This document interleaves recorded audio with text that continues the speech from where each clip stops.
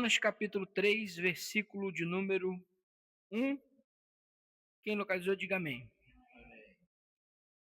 E veio a palavra do Senhor segunda vez a Jonas, dizendo: Levanta-te e vai à grande cidade de Nínive e prega contra ela e a pregação que eu te disse. E levantou-se Jonas e foi a Nínive, segundo a palavra do Senhor. Era, pois, Nínive uma grande cidade de 3 dias de caminho. Começou Jonas a entrar pela cidade, caminho de 1 dia, e pregava e dizia: Ainda 40 dias e Nínive será subvertida. E os homens de Nínive creram em Deus e proclamaram um jejum e vestiram-se de pano de saco, desde o maior até o menor. Porque esta palavra chegou ao rei de Nínive, e levantou-se do seu trono, e tirou de si suas vestes e cobriu-se de um pano de saco e assentou-se sobre a cinza. E fez uma proclamação que se divulgou em Nínive por mandado do rei e dos seus grandes, dizendo: Nem homens, nem animais, nem bois, nem ovelhas provem coisa alguma, nem lhes dê pasto, nem bebam água. Mas os homens e os animais estarão cobertos de pano de saco e clamarão fortemente a Deus e se converterão cada um no seu caminho da violência que há nas suas mãos. Quem sabe se voltará a Deus e se arrependerá e se apartará do furor da sua ira, de sorte que não pereçamos? E viu Deus as obras deles, como se converteram do seu mau caminho. E Deus se arrependeu do mal que tinha dito lhes faria, e não o fez. Amém. Podeis assentar.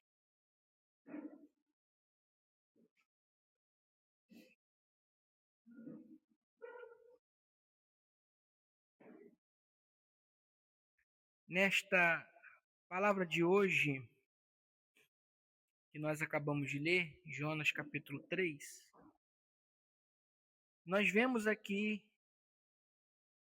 o profeta Jonas sendo um homem que recebeu uma segunda chance da parte de Deus. Porque nós lemos o texto e o texto começa dizendo: E veio a palavra do Senhor segunda vez a Jonas, dizendo. Qual foi a primeira vez que a palavra do Senhor veio a Jonas? No capítulo 1. Capítulo 1 de Jonas, versículo de número 2. Levanta-te e vai à grande cidade de Nínive e clama contra ela, porque a sua malícia subiu até mim. No capítulo 3, o texto diz: Levanta-te e vai à grande cidade de Nínive e prega contra ela a pregação que eu te disse.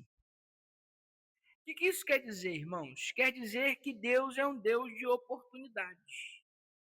Deus é um Deus que abre novas oportunidades, novas chances para aqueles que Ele concede a sua graça. Deus deu uma nova oportunidade a Jonas porque quando nós lemos o texto, nós vemos que o que foi lançado no mar, o que ficou no mar, o que afundou no mar, não foi Jonas, foi a sua desobediência. Então, depois que ele é vomitado em terra seca, e possivelmente, segundo o que nós já estudamos aqui, ele foi vomitado justamente no porto de Jope, aonde ele tinha pegado o navio para ir para Tarsis, Deus não faz um sermão com ele. A palavra do Senhor é bem clara. O versículo de número 10 do capítulo 2, para a gente contextualizar. Falou, pois, o Senhor ao peixe e ele vomitou Jonas na terra. Capítulo 3, versículo 1. E veio a palavra do Senhor segunda vez a Jonas, dizendo. Então Deus não fez uma rememorização, né? um lembrete a Jonas sobre os seus pecados, por exemplo. Deus poderia ter feito isso. Ele poderia muito bem dizer: Jonas, você é um desobediente, você é um errado, você é um pecador, Jonas, você não merece, Jonas, você... E Deus poderia ter falado qualquer coisa para Jonas, porque Deus, quando quer ser duro com alguém, ele é duro mesmo. Lá no livro de Apocalipse, quando ele fala à igreja de Laodiceia, ele diz: você é miserável, pobre, cego e nu. Se isso não for ser duro, eu não sei mais o que é. Deus poderia ter dado um esculacho daqueles bem dado em cima de Jonas. Mas ao contrário do que geralmente as pessoas fazem, quando alguém erra, Deus então somente chama Jonas porque Deus sabe. Você tem uma frase que diz assim: não adianta chutar cachorro morto. Conhece essa frase? É mais ou menos por aí. O homem já estava cheio de vômito de peixe. Já tinha passado pelo afogamento. Ficou dentro da barriga do peixe junto com um monte de coisa podre dentro do intestino do peixe. Foi vomitado. Ele já está quebrado. Ele já está quebrado. Ele não precisava de mais uma lição. Ele não precisava de mais um apontamento. Não precisava de mais um esculacho. Ele já estava quebrado. A verdade é essa. Deus sabe como nos quebrar, irmãos. Deus sabe o ponto nevrálgico que a gente tem dentro da gente. Ele sabe chegar lá no nervo, lá, e tocar onde tem que tocar. Jonas já estava quebrado. E aqui eu aprendo com Deus que nós não devemos agir quebrando quem já está quebrado. Tenha misericórdia de quem está quebrado. Uma das bem-aventuranças, que nós já demos um estudo aqui sobre isso, lá no Evangelho segundo escreveu Mateus, dá uma olhadinha aí na sua Bíblia, por favor. Mateus, capítulo de número 5, versículo de número 7. O que diz aí? Mateus 5, 7. Nós já estudamos aqui, mas vale a pena relembrar. Quem achar, lê, por favor. Mateus 5, 7. Lê bem forte.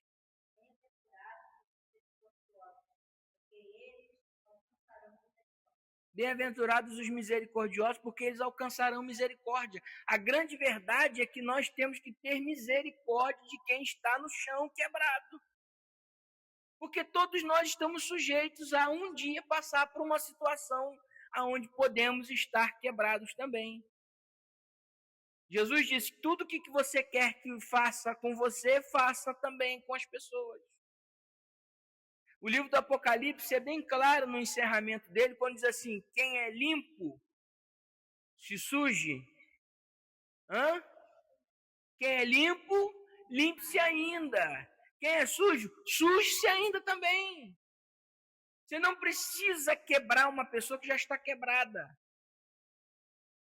O apóstolo Paulo, escrevendo a carta aos Coríntios, no capítulo 11, a primeira carta aos Coríntios, capítulo 11, no texto da ceia, que inclusive eu falei aqui domingo na ceia, ele diz: o que come e bebe indignamente, come e bebe para a sua própria condenação. Participar da Santa Ceia em pecado, você já está fazendo isso porque Deus quer que você seja condenado. É que a gente não presta atenção no texto. Quando uma pessoa participa da Santa Ceia em pecado e não confessa, ela está provocando a sua própria condenação. Então, irmão, deixa a pessoa participar. Se tiver que participar errado, é ela e Deus. Eu não tenho nada a ver com isso, nós não temos nada. Examine-se, pois, o homem a si mesmo. Então, o que o texto bíblico diz sobre Jonas? O profeta Jonas, ele já estava quebrado. Deus chegou para ele e disse: agora você se levanta e vai até onde eu mandei você ir. Deus está dizendo a ele: nós vamos recomeçar. Eu vou te dar uma nova chance, apesar de você ter sido desobediente, apesar de você ter sido rebelde, apesar de você não ter me temido, apesar de você não ter orado quando era para orar, apesar de você estar dormindo quando era para estar acordado, me clamando. Tudo isso Deus coloca numa caixinha e diz assim: Jonas, vai lá e faz o que eu te mandei. Eu estou te dando uma nova chance. Deus é Deus de oportunidade. Deus perdoa os seus servos e os restaura. Eu vou pegar aqui uma listinha aqui que eu fiz, só para você entender. Abraão fugiu para o Egito, mentiu sobre a sua esposa, mas Deus lhe deu uma outra oportunidade e ele se tornou o pai da fé. Jacó mentiu para o seu pai, enganou seu irmão, viveu anos e anos tentando driblar sua própria consciência, porém um dia ele lutou com Deus e Deus mudou seu nome.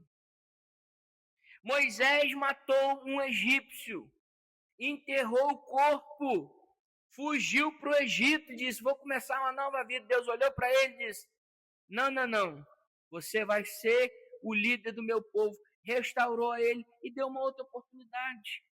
Davi foi um dos homens que mais pecou contra Deus na Bíblia Sagrada, terrivelmente, sofreu as consequências, mas Deus o perdoou e o tornou uma grande referência, fazendo que ele fosse conhecido como homem segundo o coração de Deus. Pedro negou Jesus 3 vezes, mas Jesus não desistiu de Pedro, foi ao seu encontro e transformou ele. E quando ele estava navegando, Jesus chamou ele, disse: Pedro, apacenta as minhas ovelhas. 3 vezes ele negou Jesus, 3 vezes ele declarou seu amor por Jesus. Por quê? Porque Jesus, porque o nosso Deus, Deus que nós servimos, é um Deus que dá oportunidades. Nós só não podemos brincar com isso. Porque hoje o evangelho da facilidade que é pregado, ele brinca com isso. Deus transforma o homem sim. Primeira carta de Paulo aos Coríntios, capítulo 5, versículo 17, diz que as coisas velhas passaram e tudo se fez. Leia 1 Coríntios 5, 17, que você vai ver que está escrito isso aí. Olha o que é que o texto bíblico diz. 1 Coríntios 5, 17.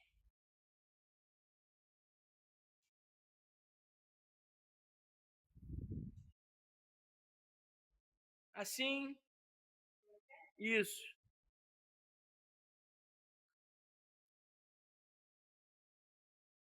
Assim que se alguém está em Cristo, este não é isso. É segunda então. Então é 2 Coríntios 5. 2 Coríntios 5, 17. Na primeira é segunda. Que eu não anotei aqui. Se é primeiro ou segundo. Segunda, né? 5, pode ler, ué. Lê aí. Assim que alguém está em Cristo, nova criatura é. Coisas velhas já passaram. Eis que tudo se fez novo. 2 Coríntios 5, 17. Assim que se alguém está em Cristo, nova criatura é. As coisas velhas já passaram e eis que tudo se fez novo. Mas para você receber uma oportunidade de Deus, as coisas velhas têm que passar. Você não pode ficar e voltar nas coisas velhas. Para que tudo se faça novo, deixe as coisas velhas no passado, para que você seja uma nova criatura em Cristo Jesus. Deus é Deus de oportunidade, sim, mas nós devemos deixar as coisas velhas para que tudo seja novo na nossa vida. Eu separei um exemplo aqui de alguém que foi desprezado e Deus o restaurou. João Marcos. Abra sua Bíblia em Atos, capítulo 13, versículo 5.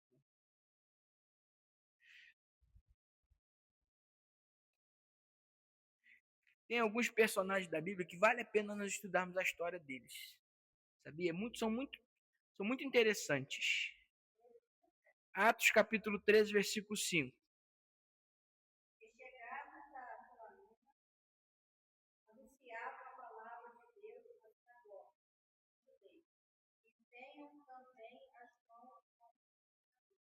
João Marcos era cooperador de Paulo e de Barnabé, quando chegaram a Chipre. Mas o versículo 13 do mesmo capítulo 13 de Atos. Pastor Daniel, lê, por favor, para nós. 13, 13.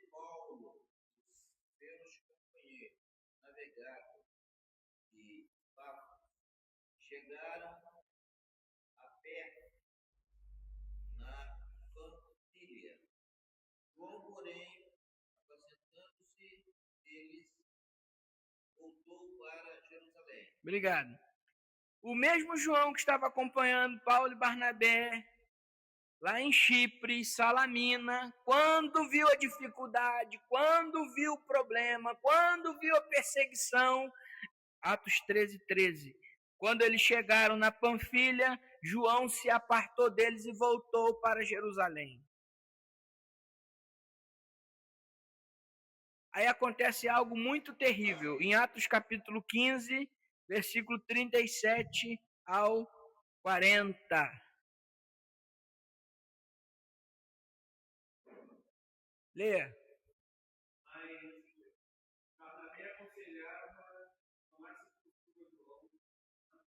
Peraí. Barnabé aconselhava que tomasse consigo a João chamado Marcos. Barnabé queria que João Marcos voltasse com eles novamente para fazer missões, porque João Marcos era parente de Barnabé. Então Barnabé disse, vamos trazer ele de volta. Eu sei que ele desistiu, mas vamos insistir com ele. Continua. Mas a Paulo parecia razoável desde a pandemia se tinha apartado dele e não os acompanhou naquela obra. Paulo não achou razoável que voltasse a trazer o rapaz que tinha abandonado o campo missionário lá na Panfilha, senão não vamos trazer esse rapaz não. E Barnabé disse, vamos trazer ele de volta. Paulo disse, não vamos trazer não. Olha o que resultou nisso. Se apartaram um do outro. Barnabé levando por cima Marcos, navegou para Chipre. Isso. Tal contenda aconteceu com eles que eles se separaram por causa de João Marcos. Barnabé e Paulo eram companheiros de viagem missionária e se separaram porque um queria que o menino viesse e o outro disse, não vamos levá-lo. Versículo 40, e Paulo, tendo escolhido a Silas, partiu, encomendado pelos irmãos à graça de Deus, e passou pela Síria, Sicília, confirmando as igrejas. Paulo, então, chama outra pessoa para acompanhá-lo, que é Silas. Aí vem a história de Paulo e Silas. E eles vão fazer missões. E Barnabé e João Marcos vão para outro canto. Houve uma separação entre os dois. Mas foi uma separação que, na verdade, não trouxe divisão. Ela trouxe multiplicação. E eu preciso que você entenda essa palavra, porque nem sempre que alguém se separa da nossa caminhada é porque essa pessoa está causando divisão. Às vezes é a mão de Deus nesse negócio. Tal contenda houve entre eles que se separaram. Aí olha o que acontece lá no finalzinho da vida de Paulo, em 2 Timóteo 4:11. Paulo escrevendo a sua última carta, da última carta que ele escreve na prisão antes de morrer. Olha o que ele diz, diga aí. 2 Timóteo 4:11. Só Lucas está comigo. Toma Marcos, toma quem? Toma quem? Marcos, e traze contigo. Por quê? Porque me é muito útil para o ministério.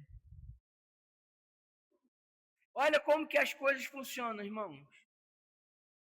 O rapaz foi para o campo missionário, voltou, abandonou a missão, voltou para Jerusalém.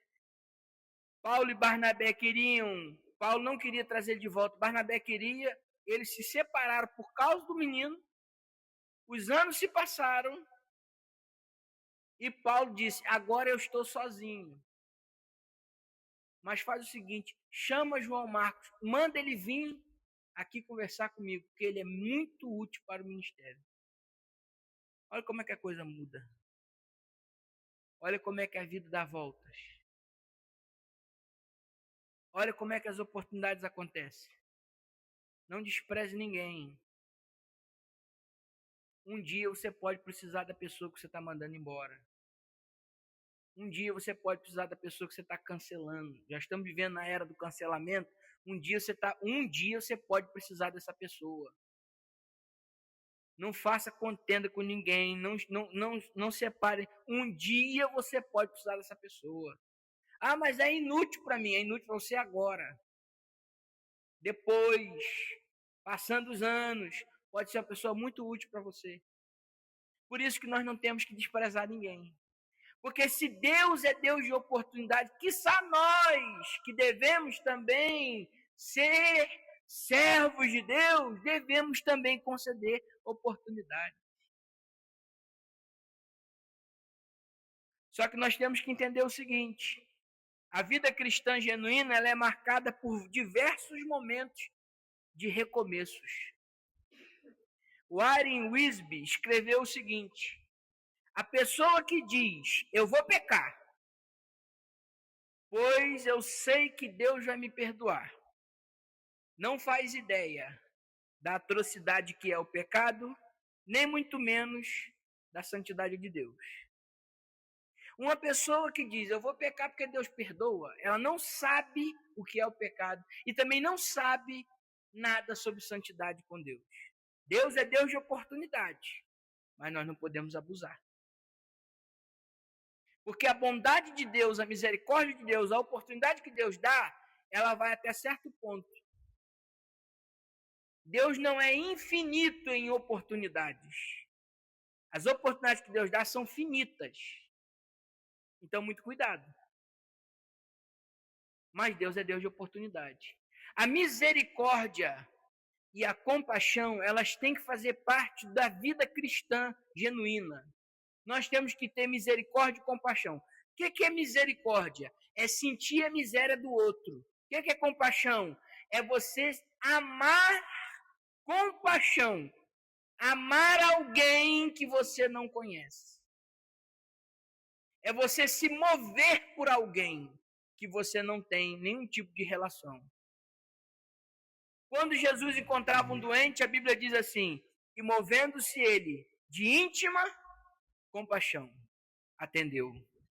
Isso quer dizer que não estava no projeto atender. Mas a compaixão de Jesus por aquela pessoa fez com que ele se movesse em favor daquela pessoa. Por isso que a palavra do Senhor veio pela segunda vez ao mesmo desobediente, ao mesmo rebelde, ao mesmo profeta que foi para o outro lado. Mas a palavra do Senhor veio de novo para ele. Porque Deus é Deus de oportunidades. Jonas obedeceu. Nenhum plano de Deus pode ser frustrado. Jó 42:2. Eu acho que é um dos textos mais conhecidos aí, né? Jó 42:2. Todo mundo gosta desse texto. Eu vou citar ele de cabeça porque eu sei, depois você confere. Jó antes de Salmos. Bem sei eu que tudo podes e que nenhum dos teus planos, outra versão diz pensamentos, outra versão diz projetos, outra versão diz desígnios, outra versão diz nenhum dos teus planos pode ser frustrado. Tudo podes e nenhum dos teus planos pode ser frustrado. Nenhum. Você sabe o que é nenhum dos planos de Deus pode ser frustrado?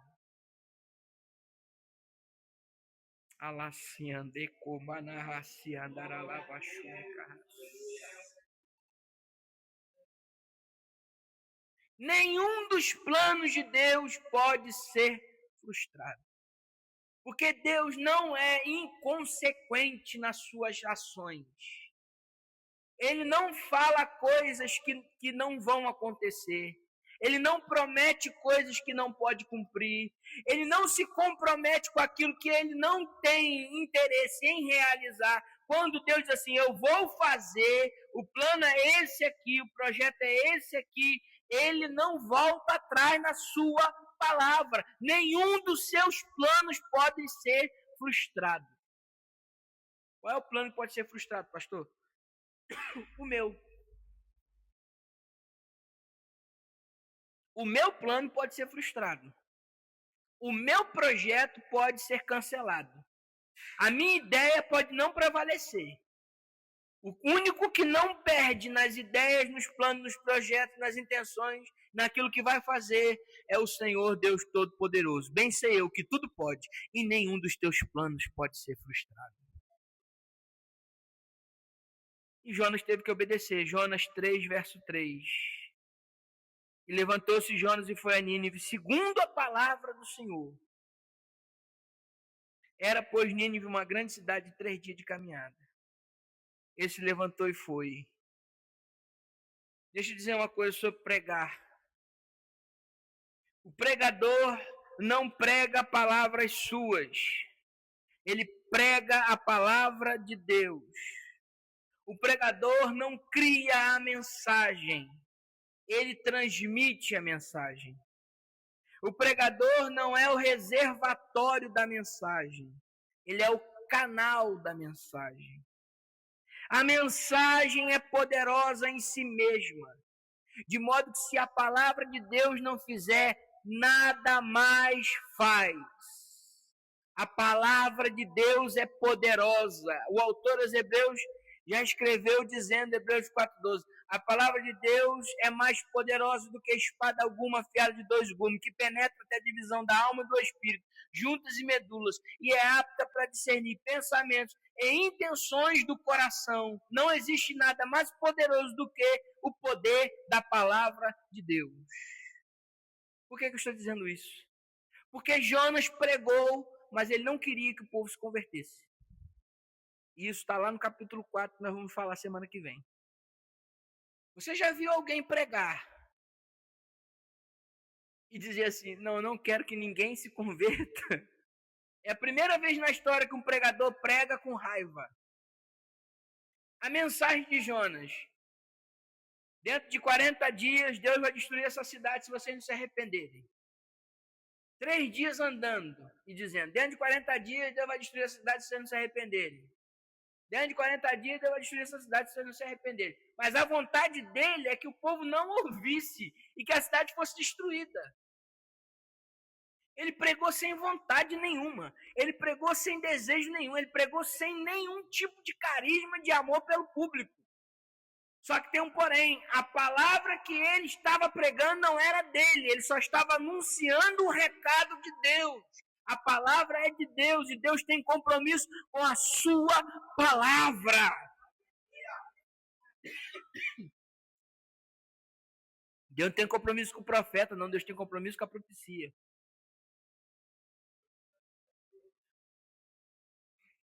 De modo que às vezes Deus pode mandar o profeta falar 20 palavras, ele fala 25. Deus tem compromisso só com as 20. As 5 que ele enfeitou por conta própria é coisa dele. É por isso que a Bíblia diz, examinai as profecias. Examinai tudo, retém o que é bom. Você não deve julgar o profeta. Você deve examinar, julgar a profecia, o que ele está falando. Porque às vezes o profeta pode falar coisas de si mesmo. Mas a profecia é poderosa em si mesma. O pregador não administra o resultado da mensagem. Nós não temos que pregar preocupados com o resultado da mensagem. O pregador também não tem que pregar para buscar fama. Você pode buscar, sim, reconhecimento, fama não. O pregador não pode fazer do púlpito um mercado, onde o povo é o freguês e ele é o mercador que está oferecendo a mercadoria. O pregador não pode pregar para agradar aos ouvintes.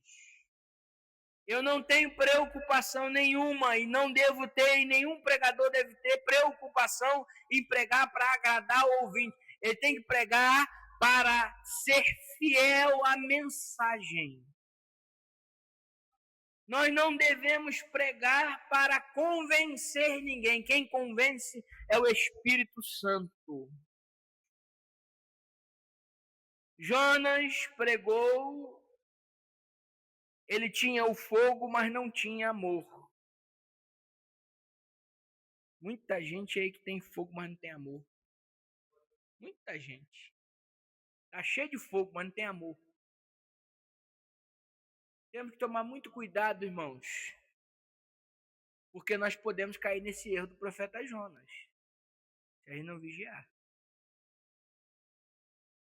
Não adianta nada você ser um crente cheio do manto, do ré, do plá, do pli, do pló, do plu, mas você não ter no seu coração um coração perdoador, um coração amoroso, um coração com compaixão e com misericórdia.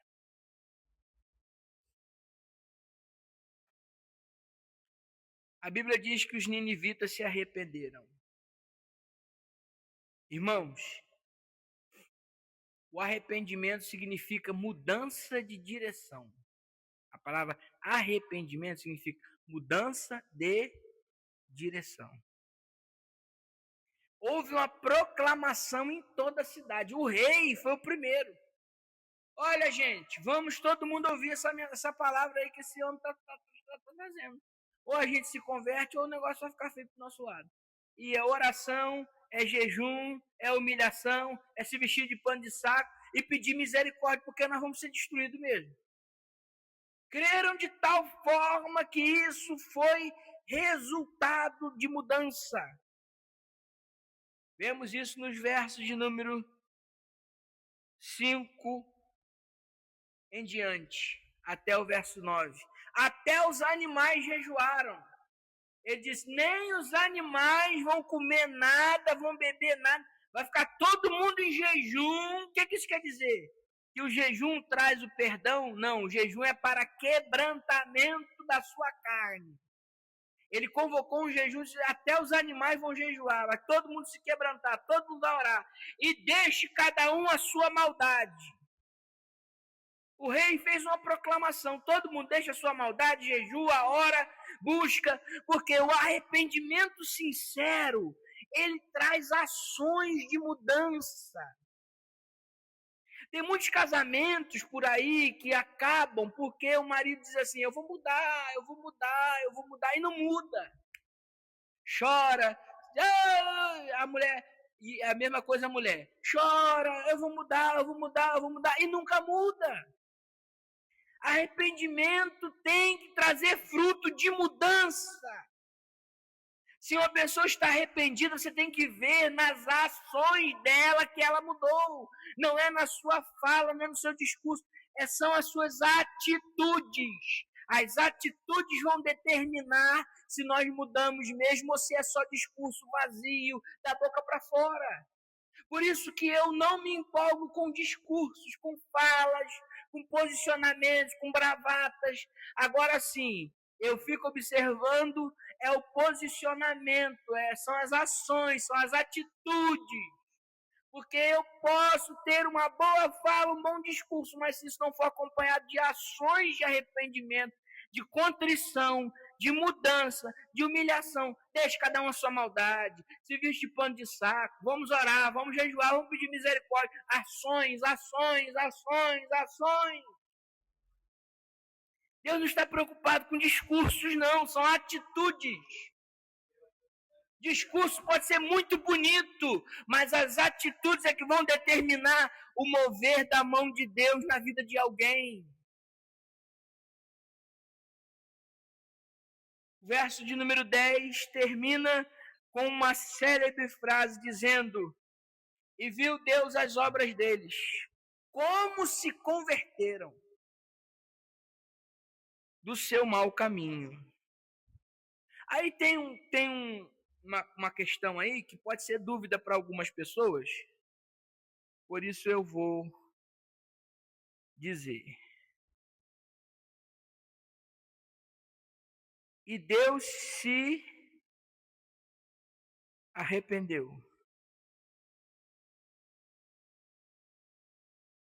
E Deus se arrependeu. Números 23, 19, por favor. Números 23, verso 19. Depois alguém abra aí o Salmo 51, verso 17. Número 23, 19. Leia aí, por favor. Deus não é homem para que minta, nem filho de homem para que peche. Porventura diria ele, não podia, ou falaria, não. Deus não é homem para que minta, nem filho do homem para que se arrependa. Ele não fala e não volta atrás. Aí tem um problema para nós. Porque o texto diz que Deus se arrependeu. Lá em Gênesis capítulo 6, também diz que Deus se arrependeu de ter criado o homem. Aí tem um problema. O que quer dizer isso? Se a Bíblia diz que Deus não se arrepende, outra hora diz que Deus se arrependeu. Isso é uma aparente contradição, mas não é contraditório. Porque a Bíblia foi escrita por homens que usaram linguagem para que nós possamos entender, chamado de antropomorfismo, linguagem humana para descrever sentimento divino.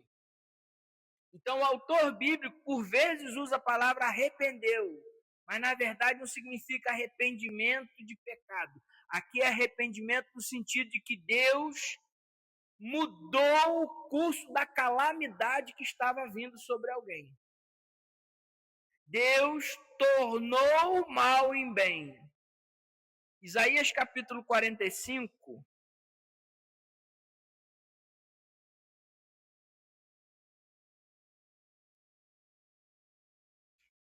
Isaías capítulo 45.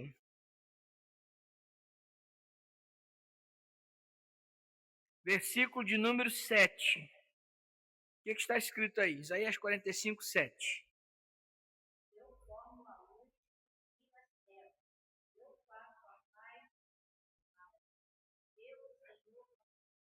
Eu, Senhor, faço essas coisas. Eu faço a luz e crio as trevas. Faça a paz e crio o mal. Deus é autor do mal? Não. Mal aí é mal de calamidade. Deus traz a calamidade ou não. Existem situações que Deus fala que são condicionais à atitude humana, que é o caso dos ninivitas. Deus disse, fala lá para o pessoal de Nínive lá, que se eles não se arrependerem, eu vou destruir a cidade. O si de Deus está aí. A malícia subiu até mim. Prega contra ela, como eu disse. E qual é a mensagem?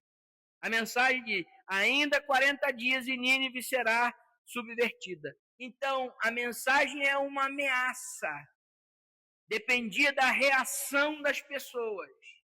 Como eles se converteram, mudaram, deixaram o seu caminho, se arrependeram, aí Deus então segurou aquele mal. Mas nós vemos que no livro do profeta Naum, que foi alguém que profetizou depois de Jonas, ele também é enviado a Nínive. Mas agora para anunciar uma destruição iminente, e Deus envia destruição. Então não quer dizer que Deus mudou de ideia, não. Ele só adiou a destruição. Porque aquela geração se converteu, mas a que veio depois deles não se converteram. Mas aquela geração não sofreu esse dano. Mas Deus cumpriu o que falou. Porque ele não volta atrás. Mesma coisa aconteceu com o rei Ezequias. O rei Ezequias, ele foi um homem de Deus. Maravilhoso, um servo do Senhor. Orou e tal, virou o rosto na parede, aquela coisa toda que a gente já sabe, que o profeta Isaías profetizou. Aí um dia vieram os estrangeiros. Eu vou pregar sobre isso um dia aqui na igreja. Eu vou dar só uma palhinha. Vieram os estrangeiros entrar no palácio dele. Ele foi lá nas câmaras, no palácio.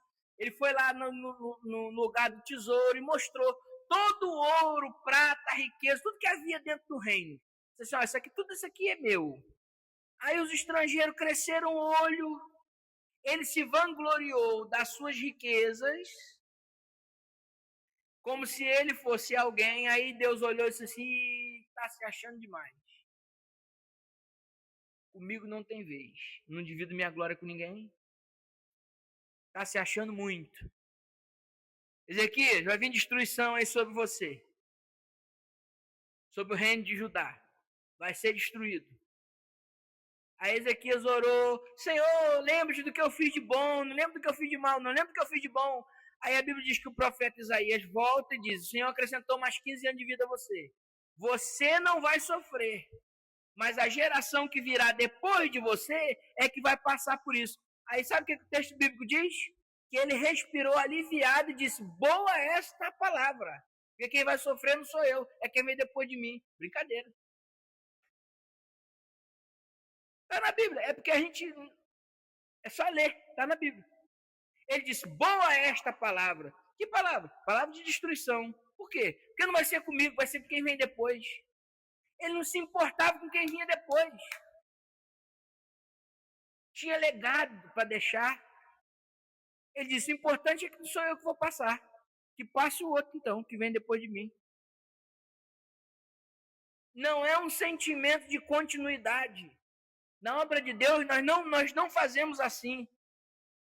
Não, eu tenho que usufruir do que eu fiz, e o outro que vem depois de mim no departamento, na igreja, ou o que quer que seja, ele é que fica se vira para lá, não estou nem aí. O problema é que a bomba estoura na mão dele, não estoura na minha mão. Não é assim que fazemos. Porque nós estamos trabalhando dentro de uma continuidade do mesmo reino, no reino de Deus. Se ficar ruim depois de mim, vai ficar ruim, então eu não vou deixar ficar ruim. Nós não podemos ter sentimento de Ezequias, sentimento egoísta, sentimento de Jonas, sentimento egoísta. Eu queria que Deus destruísse mesmo essa cidade. Não podemos ter esse sentimento não, irmão. Sabe por quê? Salmo 51, 17, que é o salmo que eu pedi para ler. O salmista Davi, escrevendo esse salmo, ele deixou uma coisa aqui maravilhosa para nós. Salmo 51, 17.